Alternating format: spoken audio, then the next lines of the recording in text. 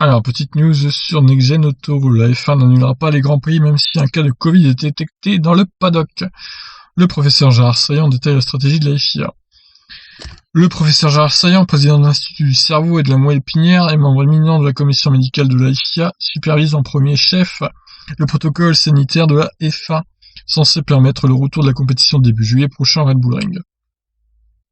À la suite des déclarations de Ross Brawn, le manager des sports mécaniques pour Liberty Media, le professeur Saillant en dit plus sur ces bulles d'isolation que la F1 créera afin de rendre les paddocks imperméables à la pandémie du Covid-19. Sur le circuit, nous demanderons à ne pas faire venir des personnes à risque à ceux qui viennent de vérifier en amont s'ils ne sont pas positifs. Arrivé sur le paddock, il y a des moyens de vérifier plus ou moins régulièrement, que ce soit par test ou par la température. Toutes ces précautions permettraient d'avoir à l'intérieur du circuit entre 1000 et 2000 personnes pour lesquelles un maximum de mesures ont été prises. 1000 ou 2000 personnes, cela peut sembler beaucoup, c'est en réalité peu pour un week-end de Grand Prix. Et même si ce nombre a été réduit, il faudra que chacun se conforme à une discipline stricte en faisant des concessions. Avec un Grand Prix à huis clos, il n'y a pas besoin des hospitalités. Les personnes présentes seront dans un espace aérien non confiné et auront été sélectionnées. Au sein de cette bulle, nous travaillons avec le département juridique pour mettre en place, sur la base d'un volontariat, une application qui permettrait de savoir quels ont été les contacts à moins d'un mètre s'il y a quelqu'un de positif. Ces bases doivent être adaptées selon le pays. Ce qui se passera en Autriche sera peut-être différent de ce qu'il y aura en Allemagne ou en Hongrie. Pour les Grands Prix urbains comme Singapour ou Hanoï, le casse-tête sera encore plus complexe pour les équipes de la FIA. La F1 peut-elle raisonnablement envisager de courir en centre-ville ? Ce sont des pays qui ont beaucoup d'avance sur nous et qui deviennent peu à peu Covid-safe, rétorque Saillant. Singapour ou le Vietnam aura une organisation médicale tout à fait différente s'ils avaient un Grand Prix à organiser maintenant.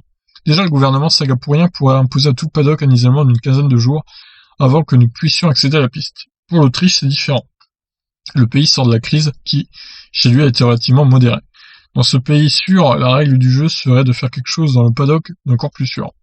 Enfin, une précision importante a été apportée. Si un cas de positif est détecté durant un Grand Prix, ce dernier ne courra pas le risque d'être annulé comme ce fut le cas à Melbourne. La situation a évolué depuis l'Australie. Nous avons prévu tout un dispositif de réaction rapide pour confirmer le diagnostic, isoler et tester les personnes qui ont été en contact avec un cas positif. Pour moi, le Grand Prix ne serait pas annulé. C'est comme si vous disiez qu'on ferme le métro parce qu'on y diagnostique un voyageur positif. Oui, après l'exemple est un peu bizarre, mais pourquoi pas. Bon, en tout cas, voilà. Ce qu'il faut retenir, c'est qu'ils ont quand même progressé dans les méthodes de dépistage du virus, et que du coup, s'il y a un cas ou deux dans le paddock, tout le monde ne va pas paniquer et ne va pas annuler la course pour autant, et ça c'est une bonne chose.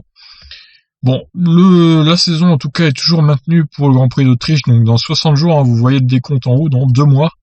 Dans 2 mois, le Grand Prix d'Autriche se courra. Et donc le 5 juillet, on pourrait bien voir la F1 enfin débarquer après des mois et des mois de retard à cause du coronavirus. On espère que ça va se maintenir comme ça. Sur ce, je vous laisse réagir. Ciao.